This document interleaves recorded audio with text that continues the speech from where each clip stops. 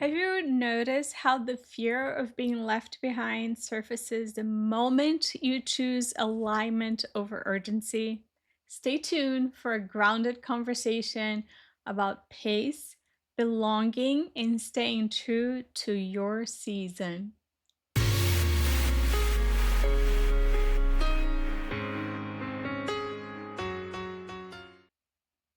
Welcome back to the Resilient MD, the podcast and YouTube channel where women physicians learn how to navigate burnout, identity shifts, and transformation without losing themselves in the process. I'm Dr. Anna McDowell, certified life coach and allergist, and today we're talking about something that quietly surfaces during life transitions: the fear of being left behind. You know what I'm talking about. Did you notice how comparison seems to hit harder when you're in a season of transition? Have you ever felt that subtle anxiety when others look successful and sure while you are still figuring things out? Do you know how tempting it is to speed up your own process just to quiet that comparison? This episode speaks to the quiet panic that arises when others appear confident, successful, or ahead while you are choosing a slower path. We will unpack why certainty is often louder than truth and how to stay anchored in your own timing without self betrayal. Don't you want to know how powerful it can be to stay anchored in your own timing, even when it feels slower? There's a particular kind of discomfort that arises when you slow down or change directions while others continue on their traditional path. You open social media one day and you hear about all the promotions, the new leadership roles, publications, practice expansions, the new certifications. And even if you feel aligned with your own path, a subtle voice may whisper, "Am I falling behind? Did I step off too soon? What if everyone else keeps advancing and I don't?" This isn't jealousy, it's a reorientation. For years, your progress was measured against a clear system. You knew exactly what you needed to do. You went to school, you graduated, you went to college, and you went to medical school, you finished medical school, and you went to residency, and you got a job afterwards. You knew the productivity that you needed to hit, your milestones. When you step out of that system, comparison doesn't disappear. It just becomes louder because the metrics are no longer shared. And actually, the comparison intensifies during this transition because identity feels less anchored. When you are certain of your direction, other people's path don't shake you as much. But when you're redefining yourself, it's natural to look sideways. You might think, "She's still building her practice. Should I be doing that too?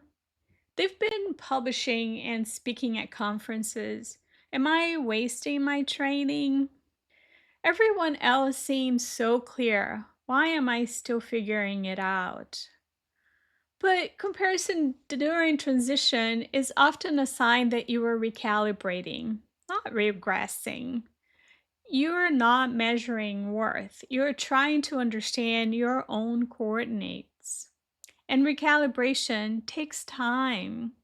There can be a specific ache when watching peers continue in medicine, especially if you loved all of it or parts of it.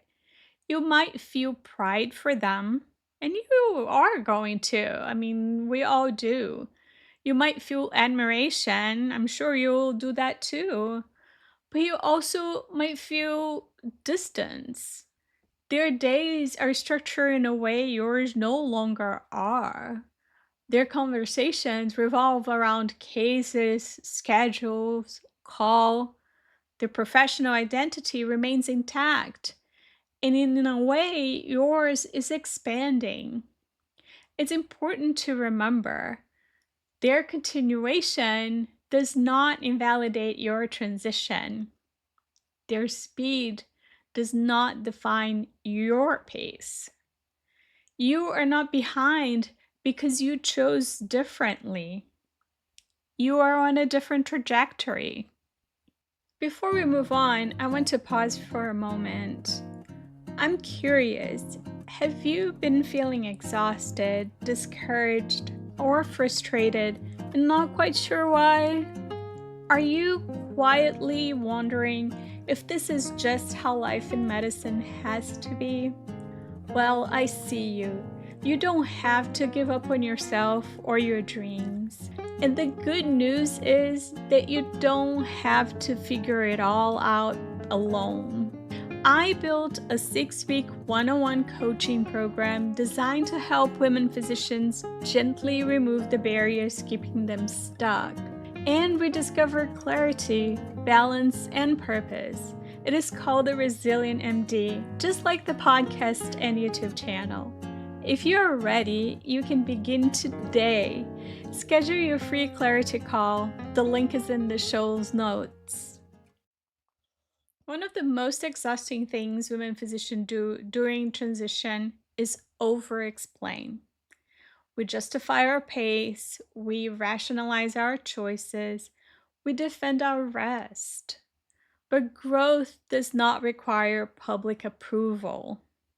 Choosing your pace means allowing yourself to move slowly without narrating why. It means trusting that alignment doesn't need validation. It means accepting that not everyone will understand your timing, and that is okay. You don't need to argue for your evolution. You just need to live it. Another fear beneath comparison is isolation. If I change, will I still belong? If I step away, will I lose connection? Staying connected does not require staying the same. You can celebrate your colleagues.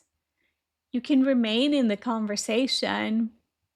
You can and you should honor your shared history without betraying your own season. Belonging does not require self-abandonment. True connection allows for different speeds. And in reality, a lot of times when we change, our friends are going to change too. But it doesn't mean that your history is going to be forgotten. If you ever felt the fear of being left behind, pause and breathe. Movement is not always visible. Have you ever stopped to think about how in a lake there's always a river underneath it and there's a current that we never can see? It's the same thing. Speed is not always progress, and alignment is not always loud. Different seasons require different speeds. You are not stuck. You are not behind. You are moving just in a way that fits this chapter for you. And in this butterfly year, we choose pace with intention. Remember, I do not rush my transformation. If this episode resonates, share it with a colleague who may be quietly comparing their chosen path.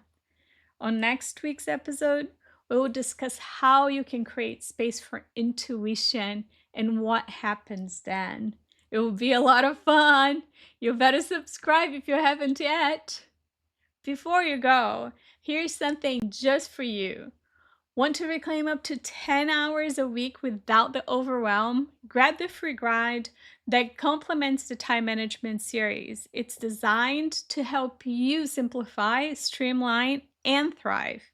Get yours at annamcdowell.com/guide or click in the link in the description below. Are you enjoying the podcast? Please take a moment to rate it 5 stars on Apple Podcast or your favorite platform and hit the like button on YouTube. Your support really helps this message reach more amazing people like you. Thank you for being here. Thank you for honoring your own timing. And thank you for trusting that your path does not need to look like anyone else's. I'm Dr. Ona McDowell, a resilient MD just like you. I'll see you next week.